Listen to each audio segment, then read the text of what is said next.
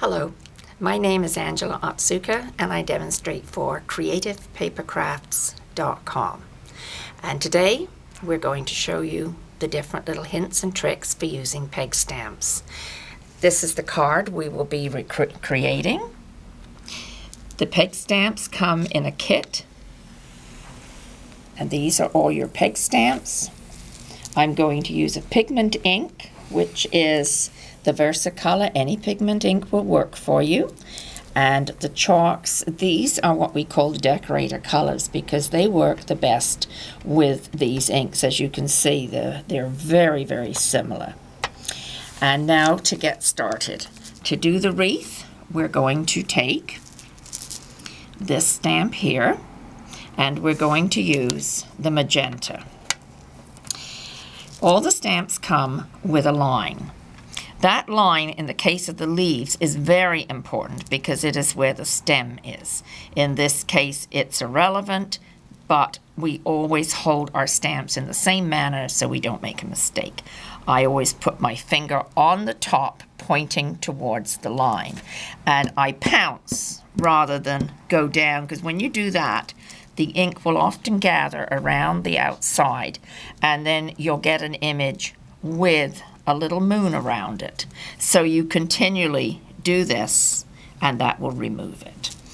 Okay, let's get started. So I'm going to do the 4 points. I'm going to pounce on here, and then I'm going to do 1, and you'll notice they're quite pastel, and they may not be particularly whole. That is of absolutely no relevance. Doesn't matter. If you were getting a dark image, then you'd stamp and stamp and stamp. But there you go. And you just fill in and gradually reinforce the wreath shape until it's relatively even.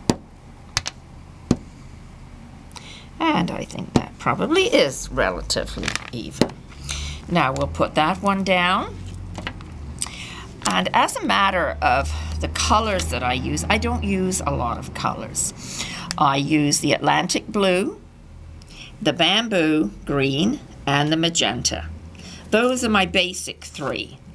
Today I've added the boysenberry purple and a metallic. I'd like to add either a gold or silver metallic for finishing, and in this case it's the silver. Okay, now we're going to move on, and we're going to fill in the background with the chalks. The softest application of chalk is always with a cotton ball. This is a good color. As you can see, they all match pretty well. So I've got this. I'm just going to take off the excess now. I'm going to just go around, and if you watch, you'll see how much the color is actually picked up. And even where you've got stamping that doesn't appear to have worked at all, when you add the chalk, it tends to pick up more color on the flowers, and by going like this you'll get a better circle. So now we have the background and the basic idea of the wreath.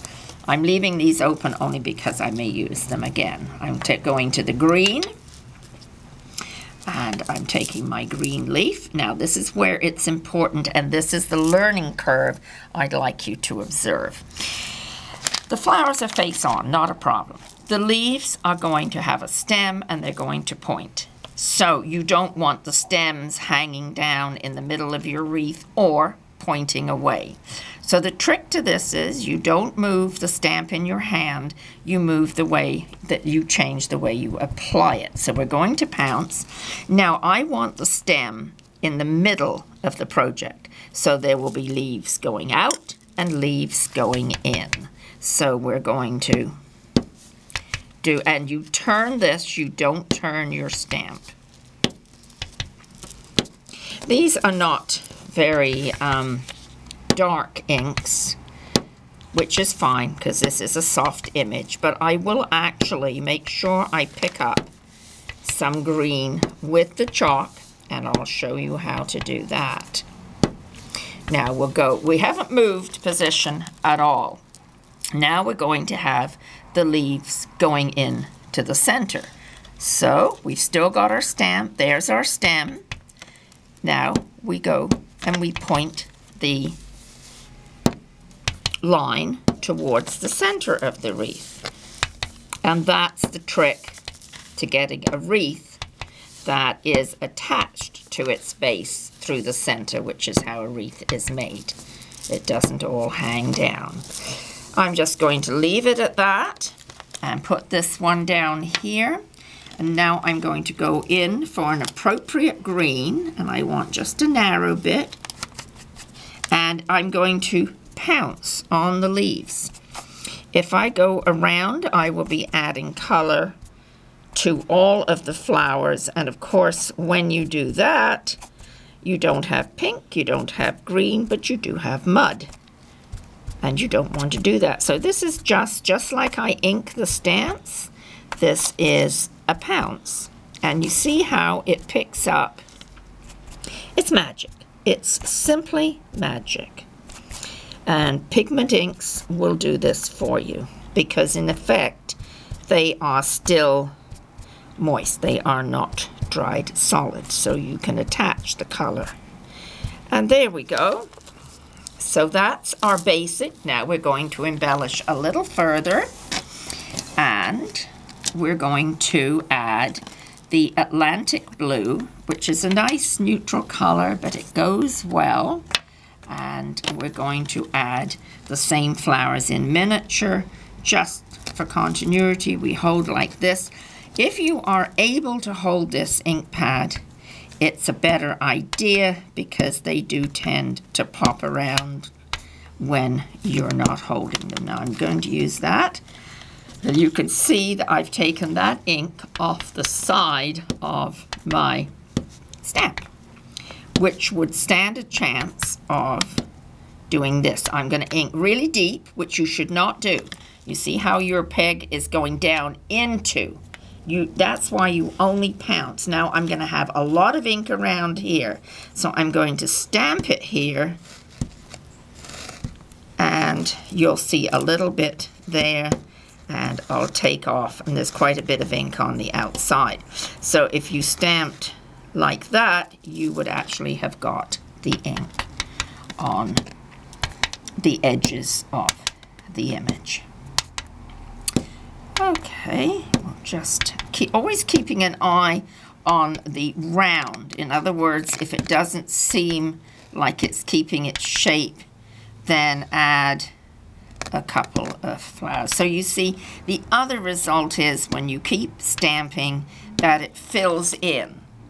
Now, that gives you a nice dimension because some will be dark and some will be light. Now, we're going to add the purple.